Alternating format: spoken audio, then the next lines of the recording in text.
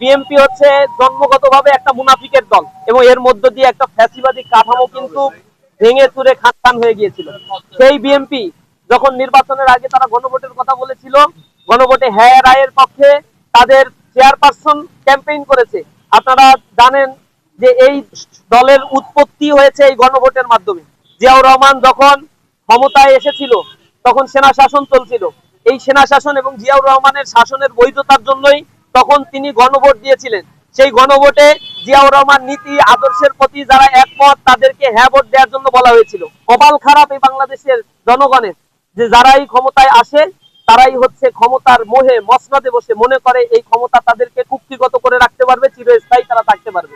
যেখান থেকে আন্দোলনের উৎপত্তি হয়, যেখান থেকে এর পূর্বের ফ্যাসিবাদ এই ক্ষুদ্র আন্দোলনের মাধ্যমেই তার তক্ততাউস নড়ে গিয়েছিল এবং ছোট্ট এই অনশন, এরপরে বড় বিস্ফোরণ এবং এর মধ্য দিয়ে একটা ফ্যাসিবাদী কাঠামো কিন্তু ভেঙে চুরে খান হয়ে গিয়েছিল। সেই আবাদের পাশে এই রাজু চত্বরে আমাদের যে সকল ভাইয়েরা আজকে অনশনে বসেছে, ইসলামী ছাত্র শিবিরের পক্ষ থেকে এই অনশনের সাথে সম্পূর্ণ একাত্মতা আমরা পোষণ করছি। সারা দেশব্যাপী আমরা জুলাই বিপ্লবের যারা শহীদ হয়েছে, আহত হয়েছে, তাদের দায় দায়িত্বের জায়গা থেকে আমরা বাংলাদেশ ব্যাপী বিভিন্ন ধরনের কর্মসূচি ইতিমধ্যে পালন করছি যাতে গণভোটের রায় বাস্তবায়ন করা হয়। বিএনপি হচ্ছে জন্মগতভাবে একটা মুনাফিকের দল। এই মুনাফিকের দল যখন তত্ত্বাবধায়ক সরকারের কথা বলেছিল, কিন্তু তত্ত্বাবধায়ক সরকারের বেনিফিশিয়ারি হয়ে ক্ষমতায় এসে সেই তত্ত্বাবধায়ক সরকার না দিয়ে একচেটিয়া দলীয় অধীনে নির্বাচন দিয়েছিল। 18 দিনও তারা পরবর্তীতে টিকতে পারে নাই। তত্ত্বাবধায়ক সরকারের অধীনে নির্বাচন দিয়ে তাদের লেজ গুটিয়ে পালিয়ে যেতে হয়েছিল।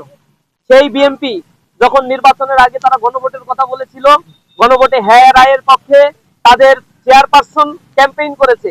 কিন্তু এই হ্যাঁ ভোটের রায় এখন বাস্তবায়নের ক্ষেত্রে তাদের গড়িমসি সংসদের অধিবেশনে নির্ধারিত 3 মাসের সময়সীমা ইতিমধ্যেই অতিবাহিত হয়েছে, কিন্তু তারা এতে কর্ণপাত করছে না। এই দলটা তাদের এই নেফাকি চরিত্রের কারণেই এই বাংলাদেশের মানুষের কাছে একদিন ধরা খাবে অথবা ধ্বংস হবে। আপনারা জানেন যে এই দলের উৎপত্তি হয়েছে এই গণভোটের মাধ্যমে। জিয়াউর রহমান যখন ক্ষমতায় এসেছিল তখন সেনা শাসন চলছিল। এই সেনা শাসন এবং জিয়াউর রহমানের শাসনের বৈধতার জন্যই তখন তিনি গণভোট দিয়েছিলেন। সেই গণভোটে জিয়াউর রহমান নীতি আদর্শের প্রতি যারা একমত তাদেরকে হ্যাঁ ভোট দেওয়ার জন্য বলা হয়েছিল। বাংলাদেশের তৎকালীন সময় অধিকাংশ মানুষই ছিল অর্ধশিক্ষিত অথবা অশিক্ষিত বা দারিদ্র সীমার নিচে বসবাসকারী মানুষ।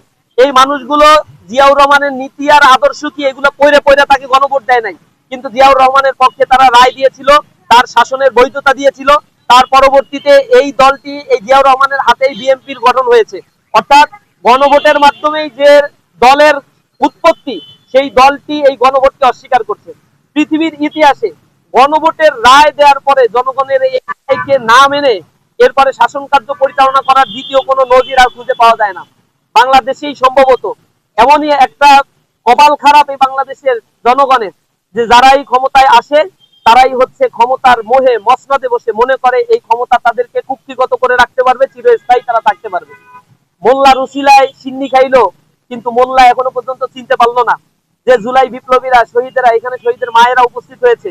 আমি দেখতে পেয়েছি এখানে জুলাই আহত যারা ছিল, হাত হারিয়েছে, পা হারিয়েছে, চক্ষু হারিয়েছে, পঙ্গুত্ব বরণ করেছে, যাদের রক্তের উপরে দাঁড়িয়ে লন্ডন থেকে এসে রাজনীতি করার সুযোগ পাচ্ছে, যাদের রক্তের উপরে দাঁড়িয়ে শিলং থেকে আসার সুযোগ পাচ্ছে, যার কারণে তার বংশের অন্য ছেলে তাদের স্ত্রীরা এখন বাংলাদেশের গুরুত্বপূর্ণ পদগুলো আবার দখল করে রেখেছে। তাদের মনে রাখা উচিত ছিল এই জুলাই বিপ্লবটা সংগঠিত হয়েছিল বৈষম্য বিরোধী আন্দোলনের একটা প্ল্যাটফর্মের উপরে দাঁড়িয়ে।